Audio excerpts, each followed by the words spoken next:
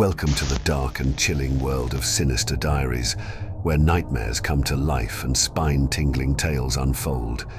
If you dare to face your fears, hit that subscribe button and ring the notification bell, because here, the terror never sleeps.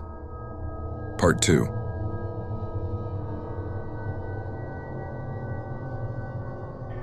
The next morning, I waited for her to come down for coffee, and after handing her a mug and kissing her cheek, I decided to ask her about it.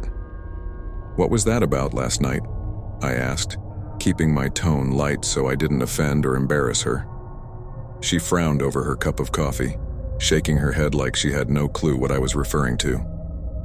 "You were peeking at me again, from over there," I said, pointing to the spot on the floor by the kitchen island. She followed my gaze, and when she looked back at me, she burst out laughing. She laughed so hard that I couldn't help but join her. "You creep me the fuck out sometimes, you know that?" I said. She giggled and set her cup on the counter and wrapped her arms around my neck. "You creep me out all the time, so I guess we're even," she teased.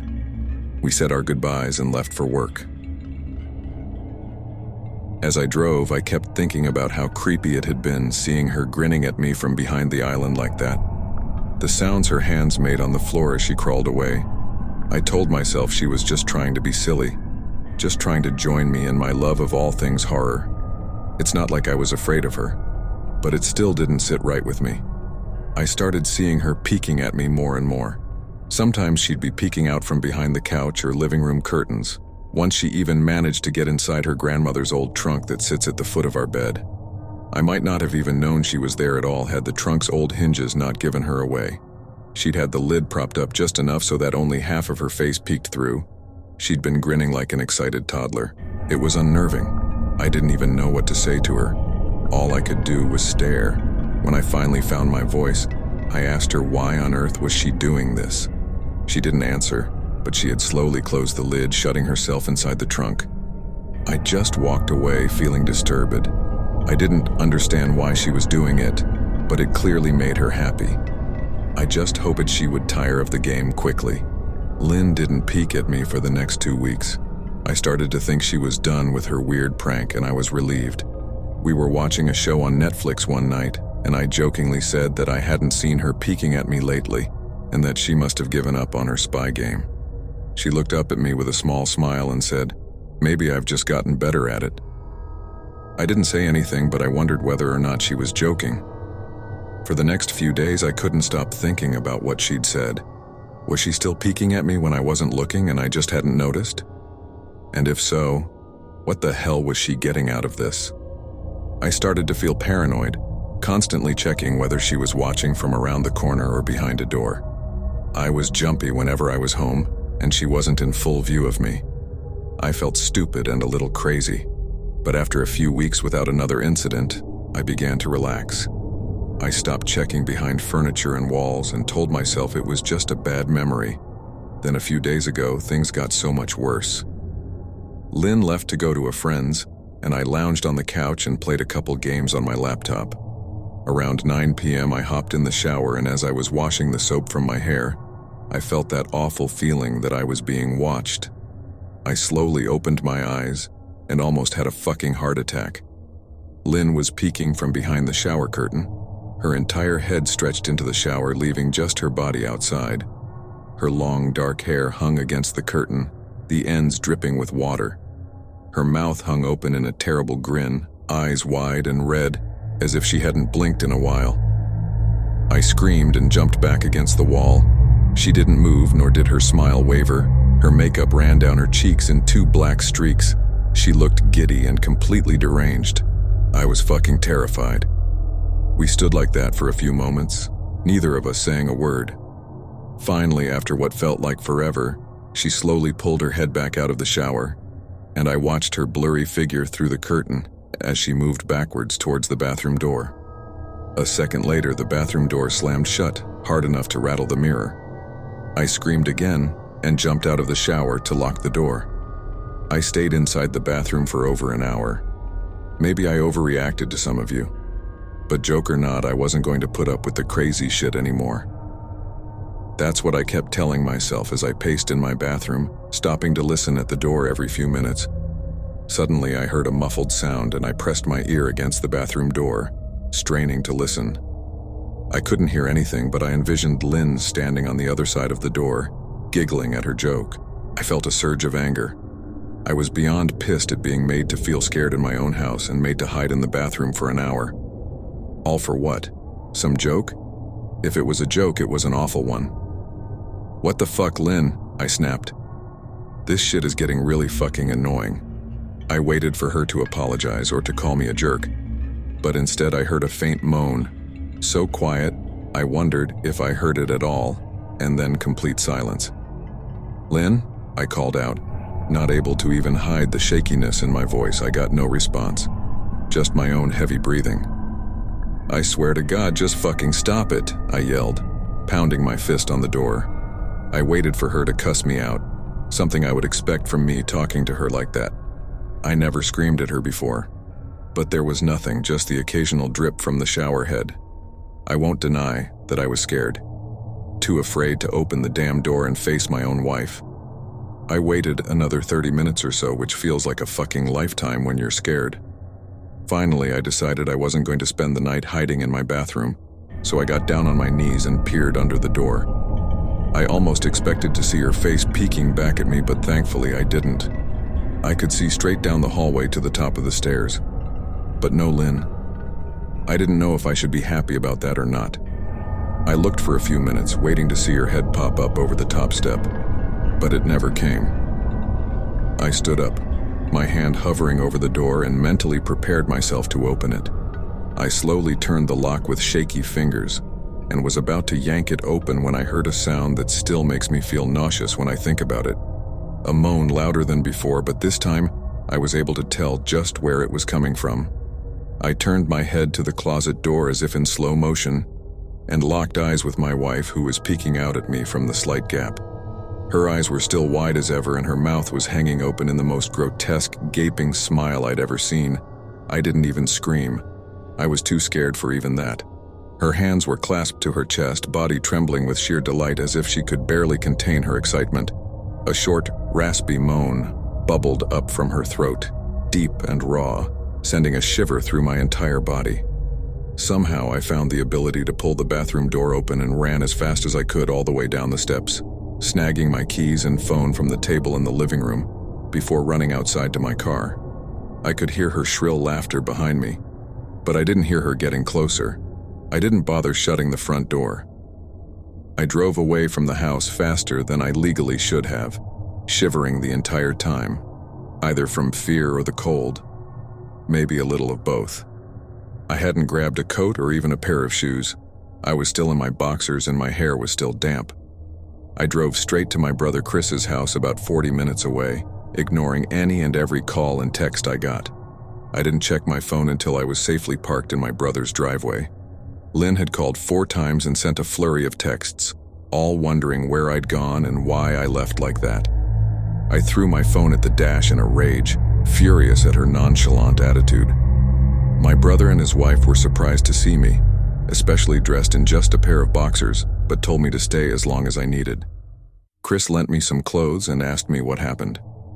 I told him Lynn and I had a fight but didn't get into the details. I didn't want him to think I was overreacting, leaving my wife over a prank, even if it was a strange one. I mean, hadn't I encouraged her for years to lighten up instead of being so serious all the time? I had wanted her to relax and loosen up, but this was definitely not what I'd had in mind. I tried to sleep on their sofa, but my brain wouldn't let me sleep. Every time I closed my eyes, I saw Lynn's face staring at me from inside the closet. Knowing she'd been in there with me the entire time made my skin crawl. She'd never left the fucking bathroom at all. Instead, she slipped inside the closet and slammed the bathroom door shut to fool me. The mere thought of going back home gave me anxiety. I tossed and turned, unable to sleep. Chris ended up giving me a sleeping pill, so I was able to get a little rest. My sleep was filled with terrible dreams, all of Lynn's smiling face. I woke up just as the sun started to rise.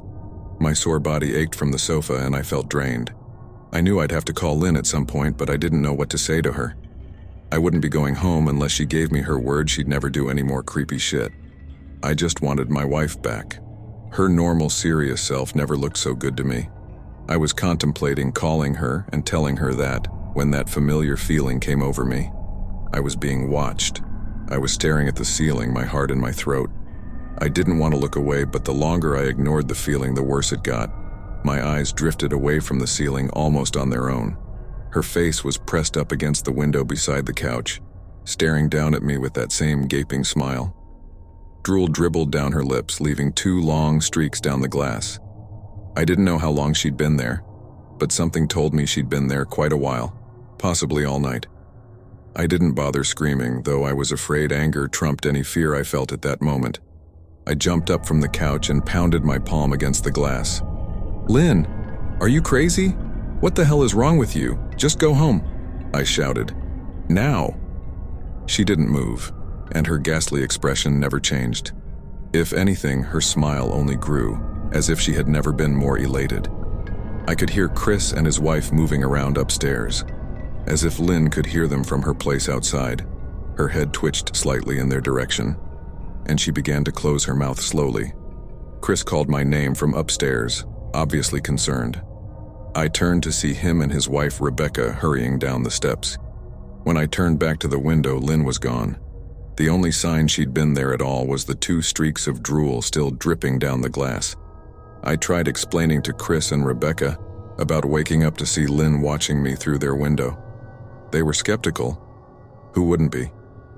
Chris and I went outside to the spot in front of the window, but there were no footprints in the dirt, just a slight indent.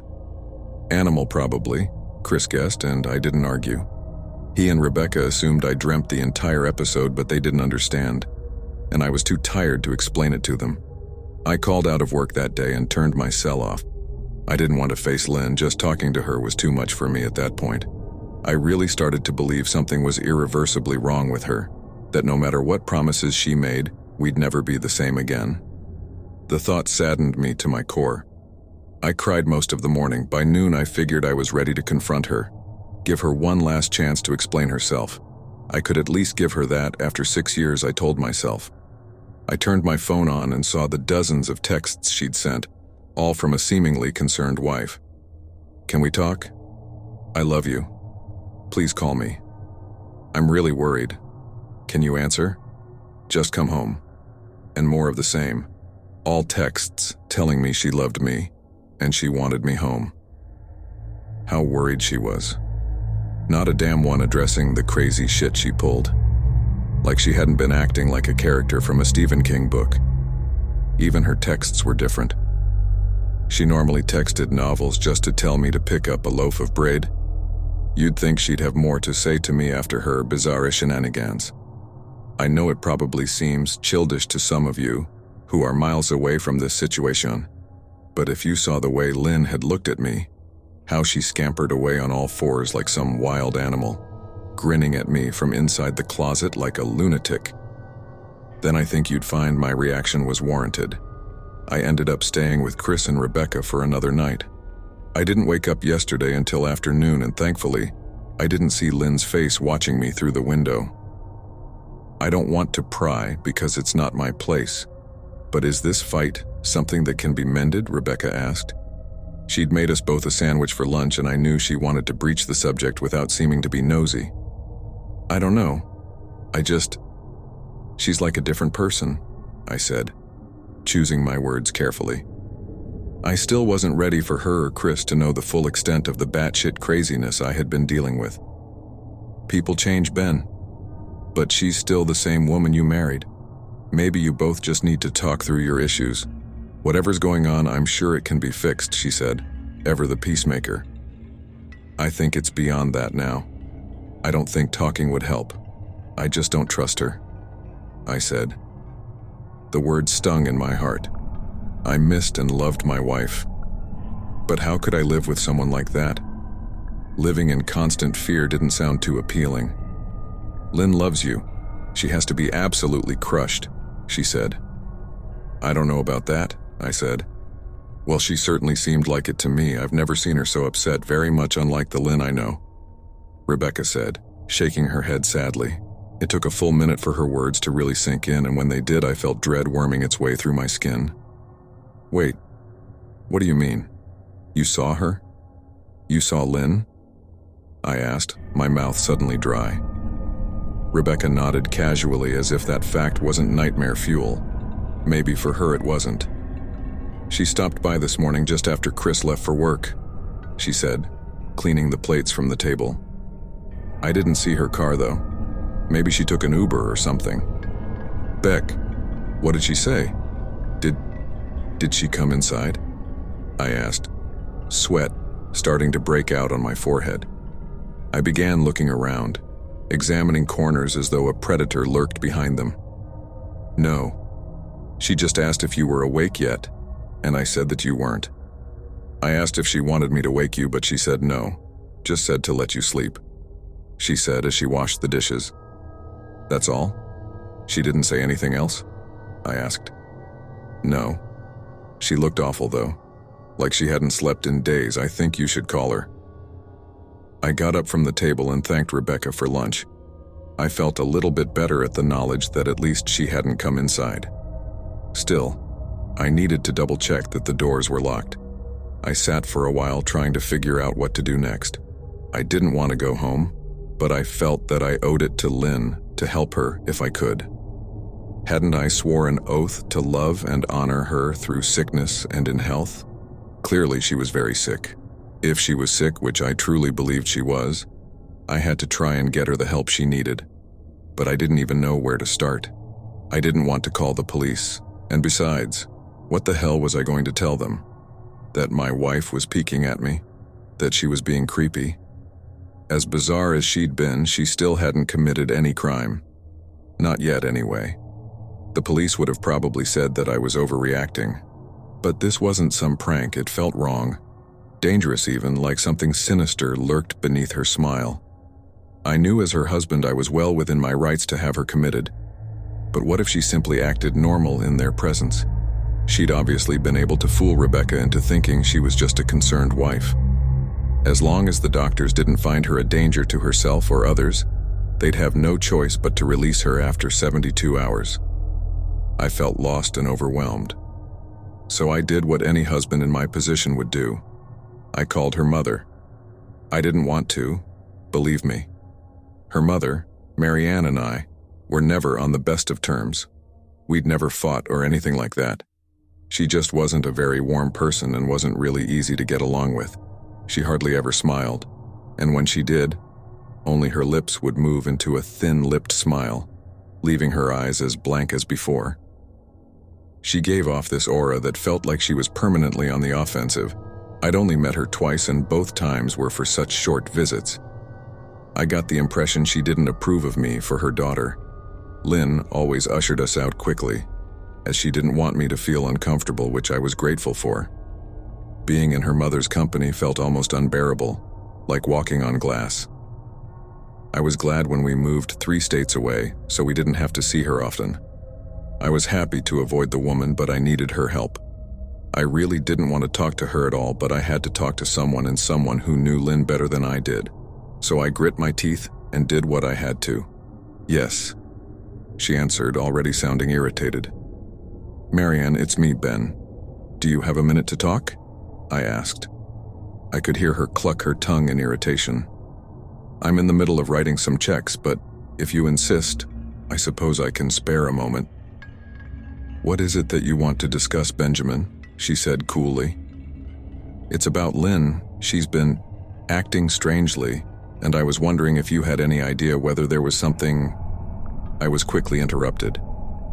It's a bit difficult to follow your rambling, Benjamin. What is that you want from me?